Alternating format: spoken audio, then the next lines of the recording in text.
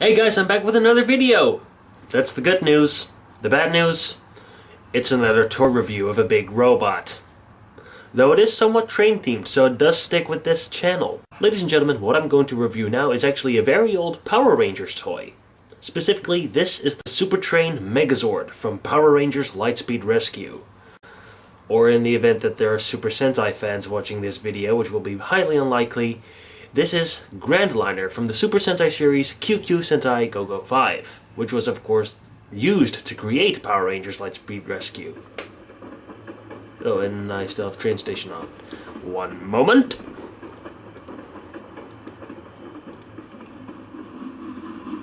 Professionalism. There, that's better. However, I will admit that I do have a little bit of a cold, so I do apologize for that, but I'm going to keep on steaming. But anyway, these 5 things are the real rescues, or Go-Liners, which is what this big bot is comprised of. And instead of a usual 1, 2, 3, 4, 5 order, or 5, 4, 3, 2, 1, I'm going to cover them in my personal order of least favorite to absolute favorite. And I will be using the American names for the separate components, and thus also the American characters. But when it comes to the combined robot mode, I'm going to refer it as Grandliner most often. Yes, Sentai and Ranger fans, you may slice my throat open. I know, it's a joke I make sometimes in real life. Whenever I do something stupid. Here's my throat, you know where to strangle me or you know where to cut it open. But anyway, let's look at some locomotives. Starting with Real Rescue 2, driven by Blue Lightspeed Ranger Chad Lee. And immediately you can kind of see my problem with this. What the frick is this supposed to be? I mean, most people who are into Power Rangers and not that much into trains have said that this is supposed to be a subway car. Someone even said that it was a boxcar that you can use on a freight train. And yeah, it's so boxy and generic, it could be anything. But after closer inspection, I can tell what this is supposed to be. You see these little brown stripes here? Those are supposed to be windows. And then you look here in the front, and this thing here with the chrome, that yellow sticker in there is supposed to be a headlight. And then we have a grill sticker right here. So yeah, we have a grill on the sticker here on the front. So yes, this is basically supposed to be a diesel locomotive, or some kind of internal combustion locomotive. Probably leaning towards a diesel switcher, where the cab is in the middle and you have a nose on either end. That's the closest I can come up with. Again, it's so boxy and generic, it could basically be anything. And if it's a diesel, why does it have a pair of PVC antenna here on the top? Does he have a very weak radio that he needs 2 antennas to really boost the signal? Come on, Chad, you work at a zoo with dolphins. Not in a friggin' rail yard listening to super loud music. Anyway, there's nice detailing on the locomotive, though not much. I mean, all the Real Rescue locomotives do have very nice mold detailing. You obviously have a big 2 here in the middle, big stripe going down the middle in the color of the respective ranger, so this is obviously blue. A little bit of blue highlights here on the wheel boxes. And each Real Rescue locomotive also has its own little builder's plate, which apparently is orange or brass, I don't know. It's a little bit difficult to tell because it kind of looks like orange in real life. But, you know, this is an old figure, like 2000. 1999 if you're actually referring to the Sentai version.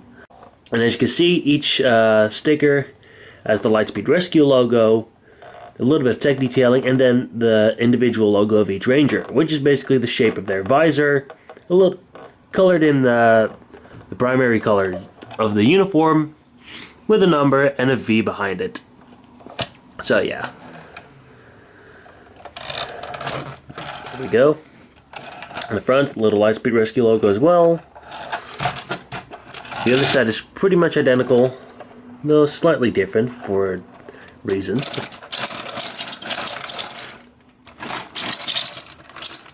It rolls along well. And there's a great big hole in the back that can act as some kind of super thruster. But yeah, gimmicks. And it's getting a little bit cloudy outside. But yeah, gimmickry. They can obviously connect together into a huge train, so therefore each rail rescue locomotive has a retractable latch connector on the front and a peg connector on the bottom. I mean, a peg connector at the back.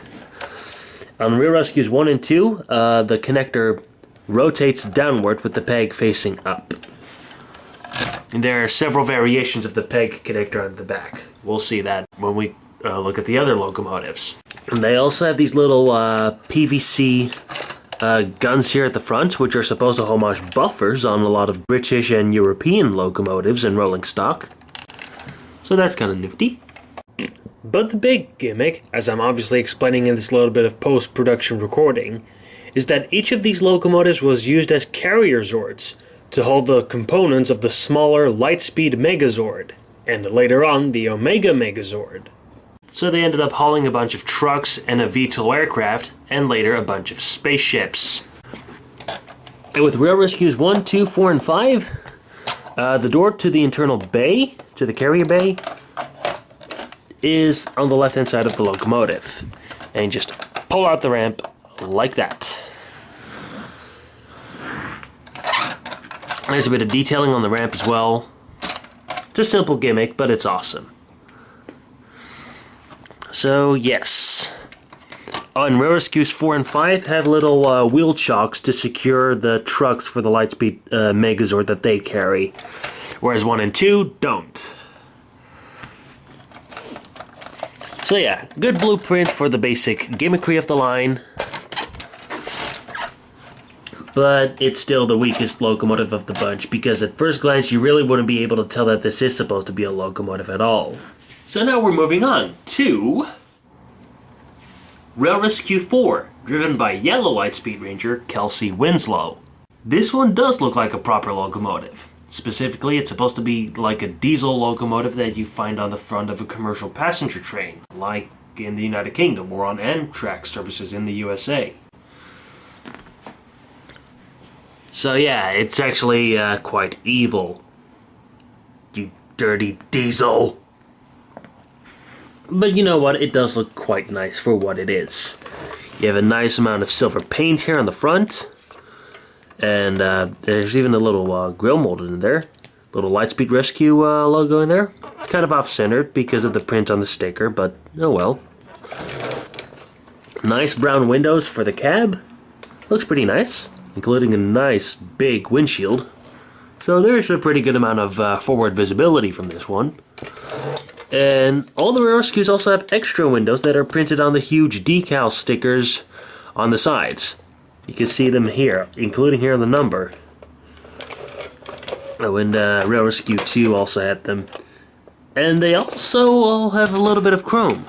Here on Rail Rescue 2, it's the least impressive use. It's only used for the surroundings of the big headlight here. With Rail Rescues 4 and 5, it's used in the exact same spots. It's used for these little vents here on the side. See? Yeah.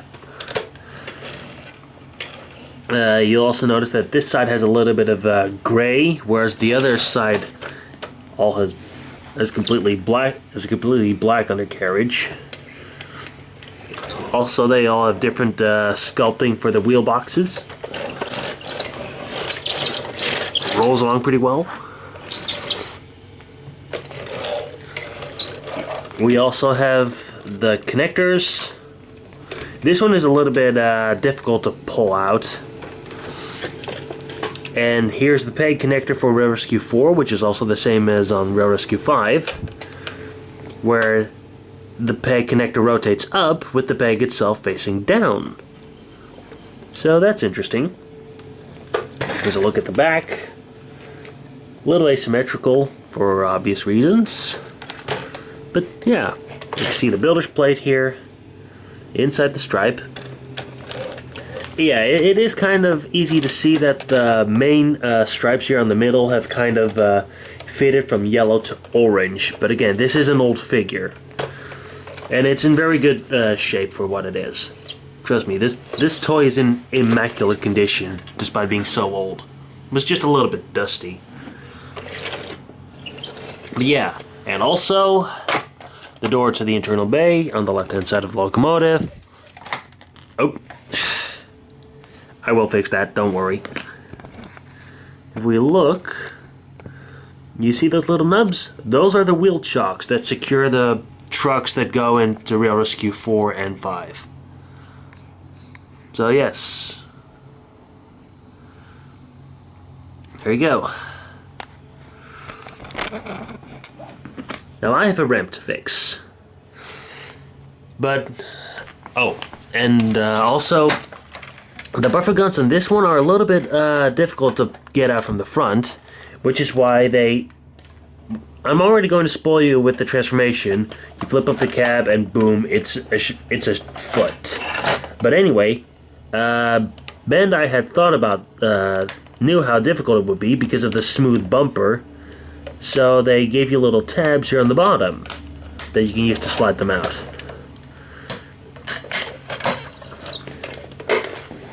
Good on you, Bandai. Good thinking.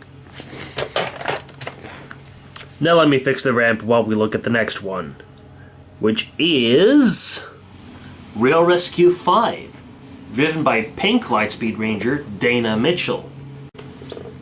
This was a bit of a bizarre one because a lot of people also didn't really know what this was supposed to be. I mean, judging by the front, it's obviously supposed to be a big snowplow.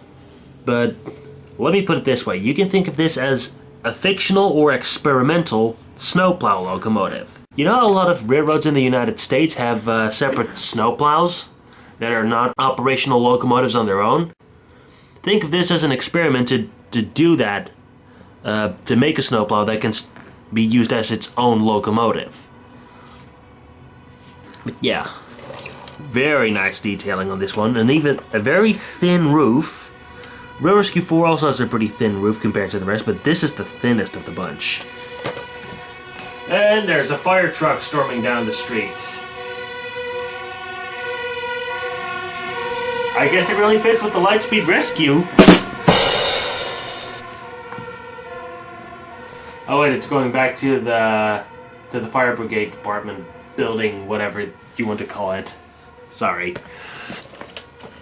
But yeah.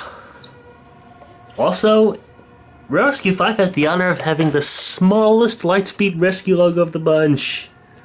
It's in this little white sticker. So yeah, it's a bit weird. Hey, if you flip it up, oh look, it's a boat. Sorry.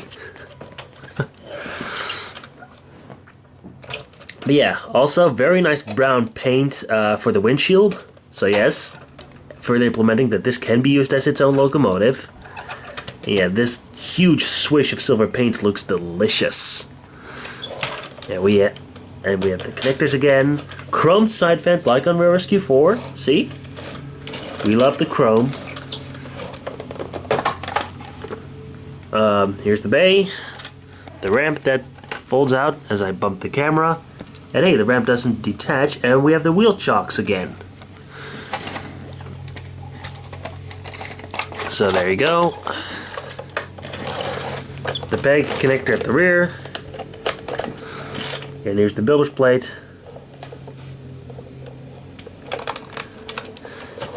Rail Rescue 5 also has different styles of buffer guns.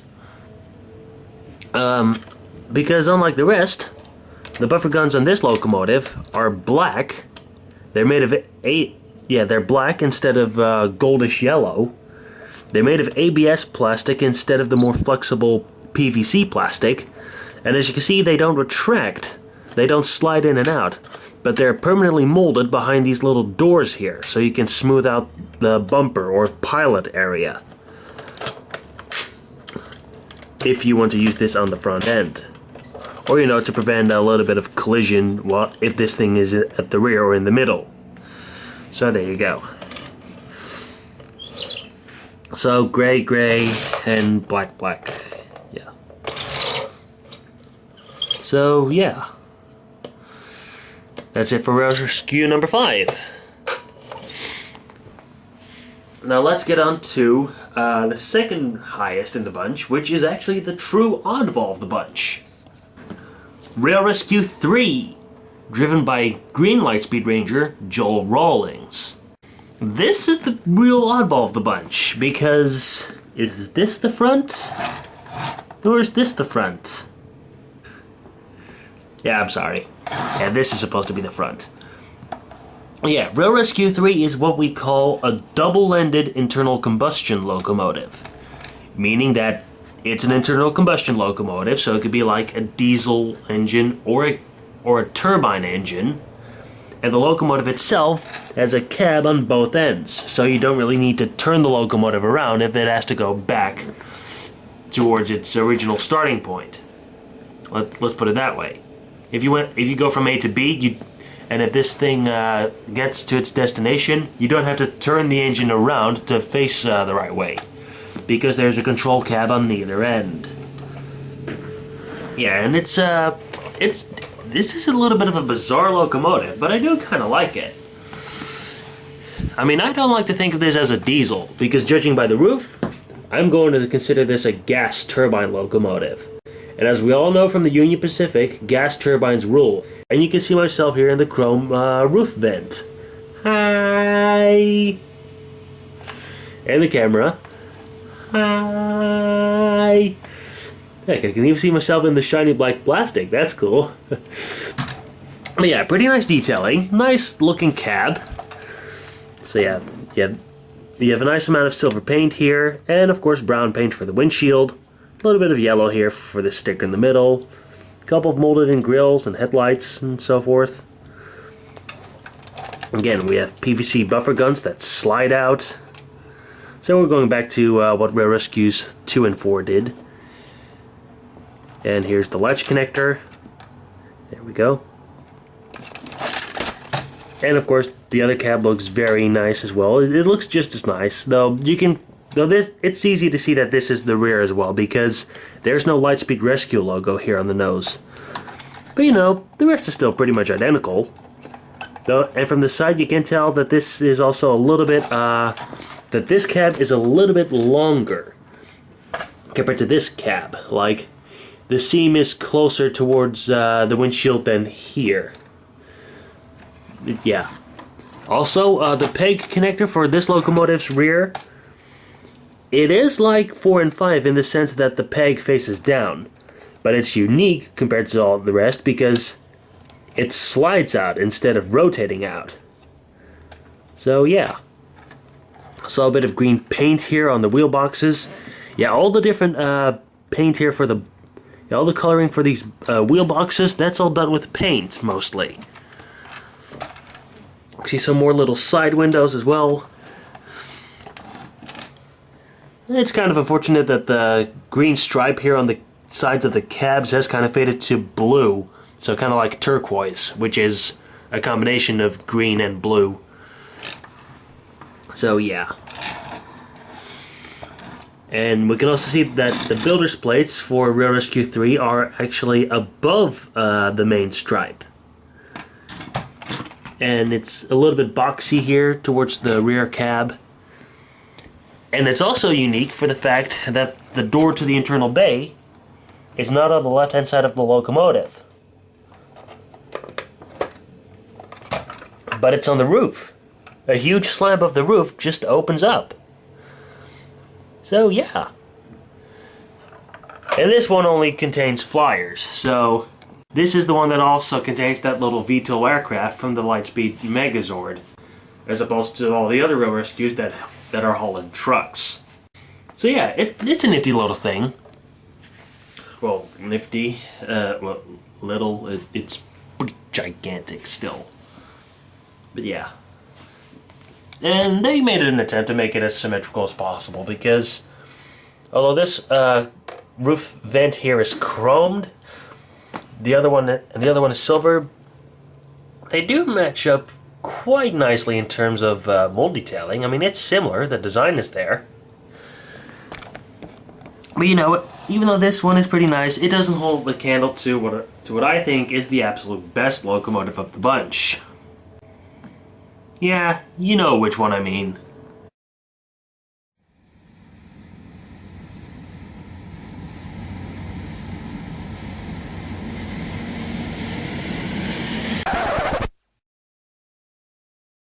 Yes, of course, this is my favorite. Ladies and gentlemen, Rail Rescue 1, driven by Red Lightspeed Ranger Carter Grayson. It's very easy to see why this is my favorite. While the other Rail Rescues stick with modern motive power like diesel locomotives, maybe even turbine locomotives and electric trains, maybe, but mostly diesel, Rail Rescue 1 is the vintage sledgehammer of the bunch. Because as you can see, it is a very nice looking steam locomotive. And I love this thing to bits. I mean, if you ever need one Rail Rescue in your life, make it number 1. I mean, it looks lovely. Plus, it has the most amount of chrome of the bunch. It's used for the steam dome here on the boiler, the smokestack. Granted, it's a very boxy looking smokestack, but you know, A for effort, and hey, it even has a headlight molded in front of it.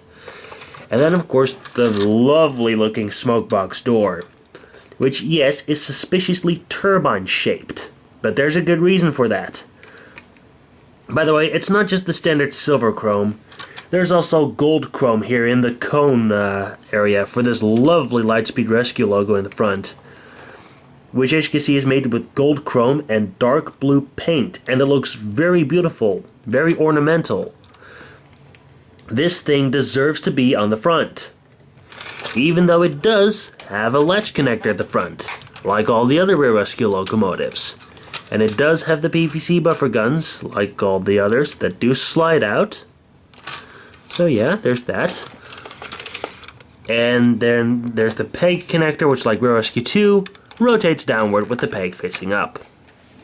Here we can see the builder's plate, basically. Huge number 1. And what I really like is that they have differently sized wheel boxes that kind of implement, yeah, this is supposed to be a proper steam locomotive. Pilot wheels, driving wheels, trailing wheels, so this would be like a 464, but then they only have 2 wheels, well, 4 wheels on the tender if you were to think each of these boxes is wheels. So yeah, it's a little bit, it's kind of weird because it implements that this is supposed to be a tank engine of sorts, because there's no real proper tender, and because of the boxy nature, these kind of pass as water tanks. But who cares? It looks awesome. It just does. We even have extra headlight stickers here. And of course, red paint here on the wheel boxes, apart from the front driving wheels, which are done with stickers. These are the only exceptions. And if we look here at this side, unfortunately, the red has kind of faded to like a light red, which is kind of bordering on pink. A little bit like Kamen Rider Decade, I suppose, if you're into tokusatsu stuff like that. But who cares? It still looks awesome. Yeah, it does have a couple of PVC antennae here on the top, but these do actually look quite a bit cooler, and they're not as easy to bend as those on Rail Rescue 2. It rolls along beautifully as well. It also gets bonus points for making the least amount of squeaky noise. So the wheels on this one are like properly oiled, which is good. And the door to the internal bay, of course. Voila.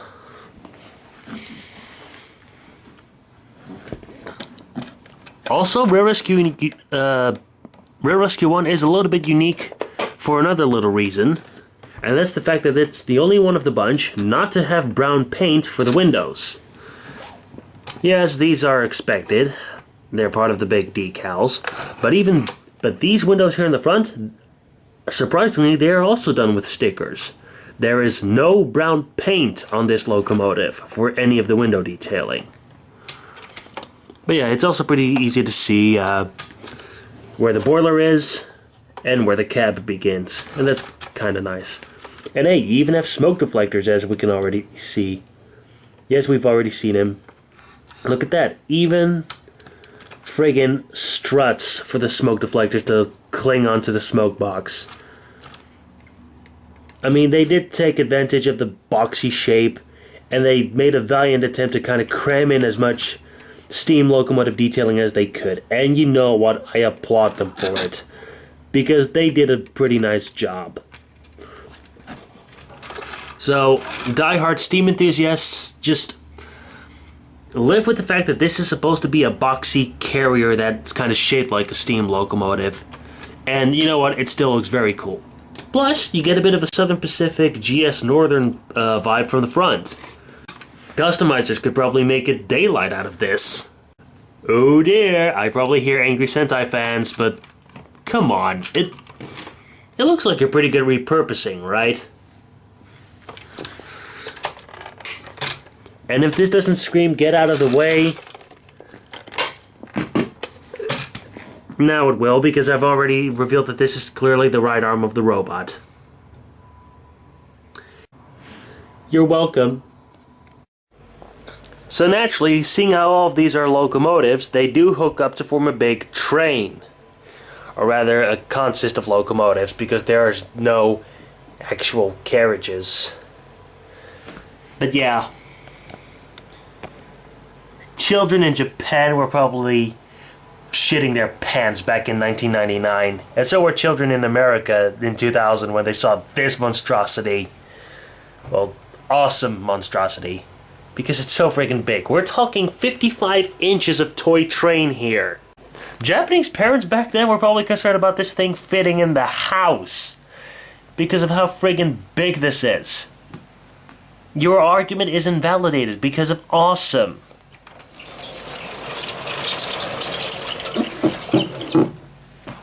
By the way, I've also watched the review from CollectionDX.com sometimes of this figure. They're always kind of puzzled why there's a peg connector at the back of Real Rescue 5, which is never used in the show. Well, here's obviously the very simple reason. They did it for the toy to let children play with their imagination so they can hook up the locomotives in any configuration they want. Technically, that's the same thing for the latch connector, the latch coupling in the front of Real Rescue number 1. Even though it's a very awesome looking steam locomotive that's supposed to sit at the front, you do have the option to put it in the middle or on the rear. Even though this latch is officially used in the show when it's hooked up to the unofficial 6th one, which is the Max Solar Zord. Which is basically a T-top space shuttle that can fold up its wings to form a bullet train. And that can then transform into its own individual robot mode. And yes, that thing is used to take this super train into friggin' space where it deploys the spaceships for the Omega Megazord. So, I think there's just one last thing we need to do. Yeah, see, you can hook them up in any order you want to. In fact, this is my favorite to least favorite order that I'm showing you here. But of course I'm talking about something else. Yeah, let's do it. In fact, I already had a stop motion made for this. So, enjoy!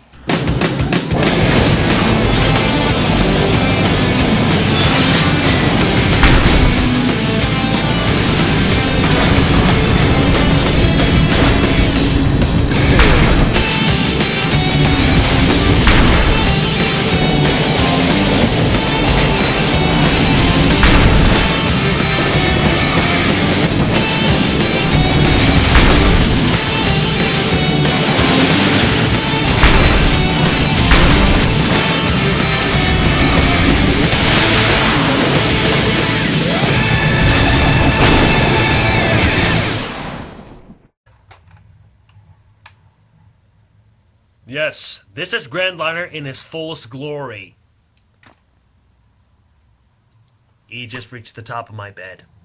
55 inches of toy train come together to form 15.5 inches of huge super robot. And he looks friggin' awesome. Check out this very impressive looking head to begin with. It's wonderful with all the red and the black. By the way, it's red plastic. The black, that's all paint. As well as the white trimming along the mouth plate and the top. And also the silver highlights for his face. Gold, yellow for the eyes. At least the face itself was highlighted with like a dark shade of gray to kind of match better with the black for the show accuracy, while still giving it a little bit more of a defined look, making it more noticeable compared to all the other black on the helmet, but oh well. You can see there are blue train lights, kind of like Mars lights for the crest, which during the stock footage transformation in the show, they actually do light up like that. Bling, bling, bling, bling, bling, bling, bling, bling. I'm an idiot. I'm very much aware that I am an idiot occasionally, and I admit it. But yeah, we can also see the triple train front, the smoke box for Rare Rescue 1 on the right shoulder, the nose for Rare Rescue 2 on the left shoulder, one of the cabs of Rare Rescue 3 on the chest. I mean, come on, this looks powerful. This gives you the feeling of guts and authority. You should have respected my authority. And apparently it's also one of the rare occasions where the middle component isn't from the Red Ranger. The Red Ranger's Zord doesn't form the middle. There is a little bit of red on the center Zord, but it's only this bar, and of course the head. And yeah, again, this is the Green Ranger's ride. See? There's the green squares on the front. Oh, and the cabs of Rare Rescues 4 and 5 obviously become feet, because they were so suspiciously shoe-shaped. When it comes to playability, unfortunately it must be said that you don't have a whole lot. It's mostly limited to the arms moving. Yes, they can rotate forwards and back on these big coffinous ratchet joints, which give you 30-degree intervals. So yes, it takes 12 clicks, 12 D10s to give you the full 360. So yeah, 30, 60, 90. And that's fairly expressive for a big Megazord, because usually that's only like 45-degree intervals, which looks far stiffer actually. But he doesn't have 2 points of articulation. No, he has 4. Are you ready? Yes. The hands can open. It's not much, but it helps to give the bot a bit of a calmer vibe. Plus, if you cheat and you disconnect the wheel boxes from Rare Rescue 3 that form the shoulder ports, you can give the arms a little bit of spread, and he can go for a hug. He's big enough to get hugs and to give hugs. No, he cannot come home with you because he's mine. And sadly, there's a slightly dafter and more ridiculous form of playability, because the fronts of Rare Rescues 1 and 2 were also used as the weapon systems. Number 1 provides a Gatling blaster where bullets are fired from the headlight, and they can be amplified with the turbine hiding in plain sight as the front of the steam engine. And Rare Rescue number 2 has more discreetly hidden weaponry. You see this little black tab behind the headlight? Pull it, and the front reveals to be a door that reveals missiles. You can choose between standard explosive missiles that are basically bombs, or freeze missiles to prevent your local volcano from erupting. Then I guess you can use the buffer guns as extra weaponry, though that wasn't used in the show. And now we have the somewhat ridiculous looking finisher mode, where it just looks like he has a bunch of locomotives attached to his shoulders. Like, literally, there are no hands. I guess you can open up the door on Rare Rescue number 2 to reveal more missiles, but hey, it just closed it again. And also, they're a little bit shorter now, although it's kind of difficult to see. But let me just demonstrate. Do you still see the bilge plate? I don't. You just detach the shoulder connector ring here, and then there it is. Yeah, they do telescope in. Though the actual costume in the show still has them there. And another apology because I'm actually recording this section a little bit later, hence the different shirt. Yes, it's actually a few days later, but anyway. I felt like I had to redo the ending section, so let's just do it.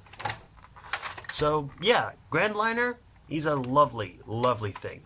If you're into trains, sure, I say pick him up. If you're into giant robots and trains, definitely pick him up. Because he's a huge amount of fun.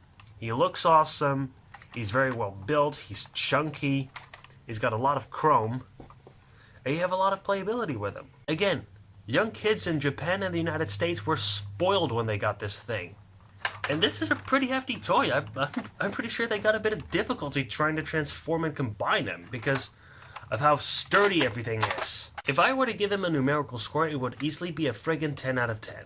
I have no regrets about buying this guy for £60 off of Carl Arnold during TF Nation this year. If you enjoyed this video review, please hit the like button down below. If you didn't, I'm sorry for ever going back to toy reviewing. I do have plans for a few more top 10 steam locomotive videos. We'll see how that goes, because I'm kind of busy with college, but I will find time to do it in my spare time. Well, trying to make the videos, that's what I mean. So, yeah. So, thank you for watching. Again, if you enjoyed it, please hit the like button. If you didn't, again, I'm sorry. And until next time, if you don't like this guy, he'll run you over. Goodbye.